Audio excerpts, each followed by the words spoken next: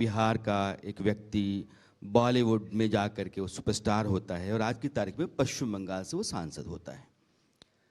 आपने दोनों जीवन भरपूर जिया है, राजनीति और सिनेमा दोनों। आज मैं आपसे पूछूं कि दोनों में बुनियादी फर्क आपको क्या महसूस होता है, दोनों में कॉमन क्या आपको दिखता है, दोनों में अनकॉमन आपको क्या दिखता है? रानी जी, यहाँ पे रियल लाइफ में और रियल लाइफ में वही फर्क है जो रियल और रियल लाइफ में होना चाहिए और होता है। आसमान ज़मीन का फर्क है। वहाँ जैसे कई लोग कहते हैं, फिल्मों से बहुत लोग पॉलिटिक्स में आ जाते हैं, तो पूछते हैं ये फिल्म वाले पॉलिटिक्स में क्यों जा रहे हैं इतने, ऐसी क्या बात है? तो पहले मैं संक्षेप में जवाब दिया करता था, जो बहुत मशहूर भी हुआ। मैं कहता था हमेशा कि फिल्म में ग्लैमर है, ग्लैमर में लिमिटेड पावर है, जबकि पावर पॉलिटिक्स में पावर है और पावर में अनलिमिटेड ग्लैमर है। इसलिए लोग भाग भाग के आते हैं। आने में कोई हर्ज नहीं है। जिनके अंदर कमिटमेंट है, जिनके अंदर मातृभूमि के लिए प्यार है, सोसाइटी के लिए जिनके लिए दिल दर्द है, ऐसे लोगों को आना ही चाहिए, चाहे किसी क्षेत्र में हो, या फिल्मों से हो कि पत्रकार वर्ग हो या किसान हो, जवान नौजवान, कोई भी आना चाहिए। और उसके बाद आने के बाद टिकने की उनके अंदर संभावना दिखनी चाहिए। उतार चढ़ाव के बाद इस कहावत को चरितार्थ करने की क्षमता होनी चाहिए उनमें कि when going gets tough the tough get going.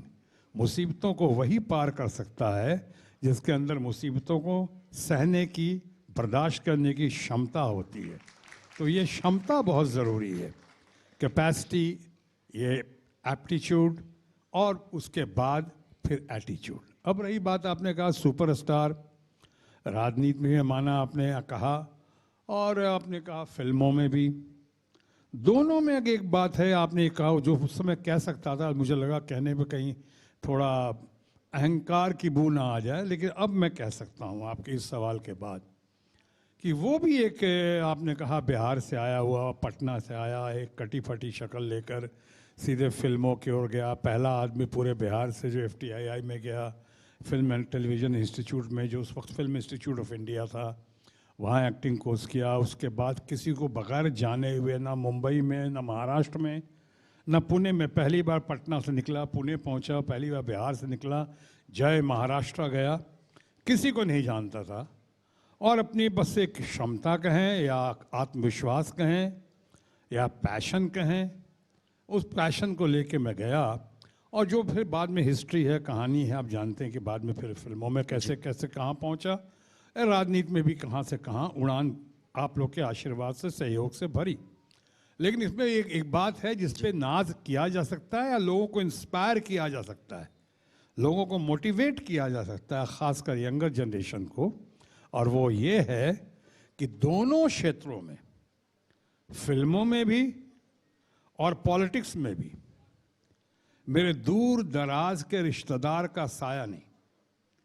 कोई मेरा खानदान में कोई फिल्मों में जूनियर आर्टिस्ट नहीं, म्यूजिक डायरेक्टर नहीं, कोई प्रोड्यूसर नहीं, कोई डायरेक्टर नहीं, कोई एक्टर नहीं। और उसी तरह राजनीति में मैं कैबिनेट मिनिस्टर बनता हूँ आप लोग के आशीर्वाद से, और वहाँ पे पूरे मेरे परिवार में एक आदमी कोई MLA नहीं, MLC नहीं, कोई वहाँ पे पार्षद नहीं, कोई राजनीति में गया ही नहीं। अपने बूते खड़ा होने वाले लोग, शत्रुघ्न सिन्हा, जो कि समय की कमी है, लेकिन कुछ लोगों का मयार इतना बड़ा होता है, शख्सियत इतनी बड़ी होती है, कुछ समंदर की तरह होते हैं। जितने आप गोते लगाएं, वो मोती वाली सीप जो है ना, वो आपके हाथ में आती रहती हैं। तो आपकी ज़िंदगी में आपके अनुभव के दायरे से होकर के जितना गुजरा जाए, बहुत कुछ निकल सकता है। बातचीत आपके साथ बहुत लंबी चल सकती है, लेकिन आपने वक्त दिया, आप आए, बहुत बहुत धन्यवाद आपका, बहुत बहुत शुक्रिया। बहुत बहुत शुक्रिया आपका Rana ji, thank you very much. आप लोगों ने इतने प्यार से आते आते क्षण भर भी नहीं पूछा, न चाय पूछी, न पानी पूछा, और आपने सीधे इसे इंटरोगेशन सेंटर में बिठा दिया और इंटरव्यू लिया। लेकिन अच्छा लगा, प्यारा लगा, इन लोग को देख के बहुत न्यारा लगा, सबने बहुत हौसला अफजाई की। इसके लिए मैं आपका और न्यूज़ नेशन का, इंडिया, सॉरी माफ़ी चाहता हूँ, इंटरोगेशन में ऐसा ही होता है मैंने